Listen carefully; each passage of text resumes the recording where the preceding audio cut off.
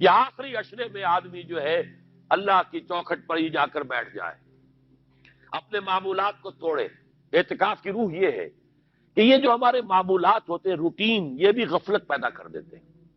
ایک عادت بن گئی ہے، صبح اٹھتے یہ کرنا، پھر یہ کرنا، پھر دفتر جانا، پھر آنا، پھر یہ، اس کے اندر پھر وہ آدمی کوئی جاگتا ہی نہیں، ہوش میں آتا ہی نہیں۔ وہ گویا کہ ایک مدہوش سا ہے، اور ایک وہ اپنا سائیکل چل رہا ہے خود بخود۔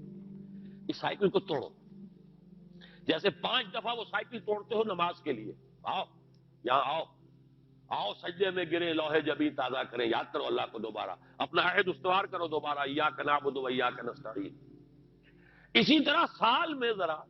یہ 9-10 دن بھی ایک دفعہ توڑو اپنے روٹین کو، جاؤ وہاں ڈیرا لگا لو مسجد کے اندر اللہ کے در پر، سوائے جو ناگزیر ہوائج انسانیہ ہیں، پیشاب وغیرہ کے لیے جانا ہے باہر، جاؤ وضو کرو، پھر آ کے بیٹھ جاؤ۔ محض فرحت حاصل کرنے کے لیے نہانے کی اجازت بھی نہیں ہے۔ غسل واجب ہو گیا ہو تو نہاؤ، ورنہ پھر یہ کہ ہیلے بتاتے ہیں ہمارے علماء کہ وضو کی نیت سے جاؤ غسل کر کے آ جاؤ، اس لیے کہ معلوم ہے کہ آج آدمی کی جو عادت بن گئی ہوئی ہے روزانہ نہ نہائے تو طبیعت پہ کثر رہتا ہے، لیکن اسی کو تو توڑنا ہے، اسی روٹین کو تو توڑنا ہے۔ اصل میں اجازت نہیں ہے، اصلاً اجازت نہیں ہے۔ آپ جو ہے جو بھی ناگزیر، ہاں اگر آپ کو فرض کیجئے کوئی ایسی شکل ہو گئی ہے،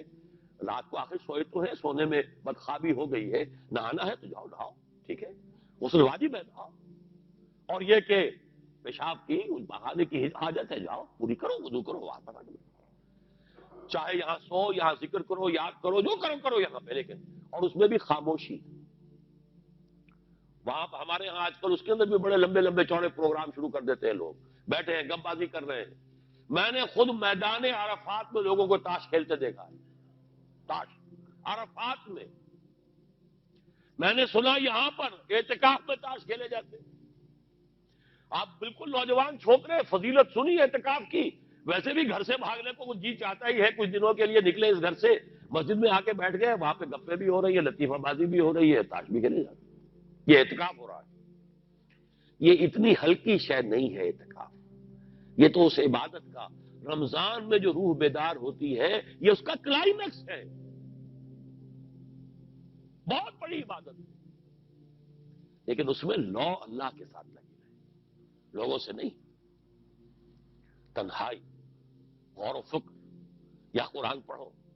ذکر کرو، نوافل پڑھو، یا سوچو بچ، جیسے حدیث میں آتا ہے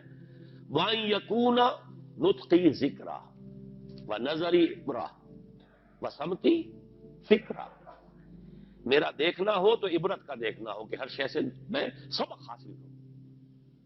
اور میں بات کروں تو اللہ کے ذکر پر مبنی ہو میری بات، اور میں خاموش رہوں وسمتی فکرا، غور و فکر، تفکر و اعتبار، جو حضور جا کر غار حرا میں کیا کرتے تھے وہ اعتکاف تھا حضور کا، مکی دور کا اعتکاف، تنہا بیٹھنا۔ اور یہ روایت مجھے بعد میں معلوم ہوا کہ یہ بنو ہاشم میں یہ روایت تھی،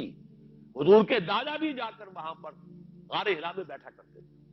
یہ ان کی ایک خاندانی روایت چلی آ رہی تھی، یہ جگہ تھی، اور وہ جگہ ایسی ہے عجیب سی، اب تو خیر بڑی بڑی عمارتیں حائل ہو گئی ہیں، مطلب میں نے جب پہلا حج کیا تھا سن 62 میں، تو میں نے اس وقت جا کر دیکھا تھا، واقعتاً سیدھا کعبہ نظر آتا وہاں سے، اور کچھ درمیان میں نہیں، جیسے اس کو سلٹ لیمپ کہتے ہیں، وہ غار ہے ہی ایسی کہ سامنے ایک دراڑ سی بس کھلی ہوئی ہے، یہ اس کے اندر سے وہاں بیٹھ جائیے سیدھی نگاہ خانہ کعبہ پڑ جاتی تھی، تو کعبے کا مراقبہ بھی کیا جا سکتا تھا وہاں بیٹھ کر، دیکھنا کعبے کو دیکھنا عبادت ہے، اور پھر اس یکسوئی کے ساتھ کوئی نہیں، کعبے میں ہے تو نہ معلوم کیا کچھ اور ہو رہا ہے، لیکن یہ کہ وہاں تو آپ بیٹھے ہوئے، وہ اعتکاف، یہی اعتکاف حضرت موسیٰ نے کیا تھا 40 دن کا، تب تورات ملی تھی، یہی 40 دن کا روزہ کیا رکھا تھا، یہ اگرچہ قرآن میں مذکور نہیں ہے، حضرت موسیٰ کا تو قرآن میں مذکور ہے، حضرت عیسیٰ کا انجیل میں مذکور ہے، 40 روز کا روزہ اور اعتکاف پہاڑوں میں کیا جاتا، تب انجیل ملی، یہی اعتکاف تھا جو حضور کر رہے تھے غار حرا میں، تب قرآن، اقرا بسم ربک الذی خلق، خلق الانسان من علق، یہ تو اس کا ایک عکس، اس کی ایک جھلک ہونی چاہیے۔ میں نے روح اعتکاف پر بھی ایک زمانے میں ایک تقریر کی تھی، میں نے دیکھا چھپی ہوئی تھی، اب پتہ نہیں کہیں اویلیبل ہے یا نہیں، ایک علیحدہ کتابچے کی شکل میں بھی تھی، ویسے عظمت صیام و قیام رمضان مبارک پر بھی میرا کتابچہ ہے، عظمت صوم، جس میں کہ پھر میں نے یہ انسان کے 2 وجود اس کے بارے میں بھی خاصی وضاحت کے ساتھ گفتگو کی ہے، وہ بھی میرا کتاب چاہے شاید بات اس پہ ہوں گے۔ تو فرمایا جب تم اعتکاف میں ہو تو ان کے ساتھ مباشرت نہیں کر سکتے۔ تل کا حدود اللہ ہے، یہ اللہ کی حدود ہے، فلا تقربوہا، ان کے قریب مت جانا۔ قرآن مجید میں حدود اللہ کے لیے یا تو آتا ہے فلا تعتدوہا، یہ اعتدا کہتے ہیں کسی حد کو کراس کر جانا، تجاوز کرنا، اور جہاں زیادہ احتیاط کی بات ہے وہاں فلا تقربوہا، آخری حد کے قریب تک نہ چلے جانا، مبادا کہیں غلطی سے قدم جو ہے ادھر پڑ جائے۔ جیسے حضور نے حدیث کے اندر بیان فرمایا الا لکل ملک حمل، ہر بادشاہ کی ایک محفوظ چراگاہ ہوا کرتی تھی، اسی کے جانور اس میں چریں گے، کوئی رعیت میں سے کسی کی بھیڑ بکری، کسی کا کوئی جو ہے گھوڑا وہاں نہیں آ سکتا۔ اب اگر کسی کا گھوڑا یا کسی کی بھیڑ بکری چلی گئی، وہ مجرم ہو گیا، پکڑا جائے گا، گردن ماری جائے گی۔ تو حضور نے فرمایا کہ اللہ کی بھی ایک محفوظ چراگاہ ہے، اللہ کی حما کیا ہے؟ محارمہ، جو چیزیں اس نے تم پر حرام کر دی، ان کے قریب نہ جانا۔ تو دیکھو اگر کوئی چرواہا اپنی بھیڑوں بکریوں کو بالکل آخری حد تک لے جائے گا، اس بادشاہ کی جو وہ حد ہے، تو اندیشہ ہے کہ بھیڑیں بکریاں کہیں ایک چھلانگ لگائے اور بادشاہ کی چراگاہ میں داخل ہو جائے، لہذا ذرا فاصلے پر رہا کرو۔ یہ ہے آخری حد تک نہ جاؤ بلکہ کچھ فاصلے پر رہو۔ فلا تقربوہا، یہ اللہ کی حدود ہے تو ان کے قریب مت پھٹکو۔ کذالک یبین اللہ لکم آیاتہ للناس لعلہم یتقون، اسی طرح اللہ تعالی اپنی آیات لوگوں کے لیے واضح کر رہا ہے تاکہ وہ بچیں، تقویٰ کی روش اختیار کریں،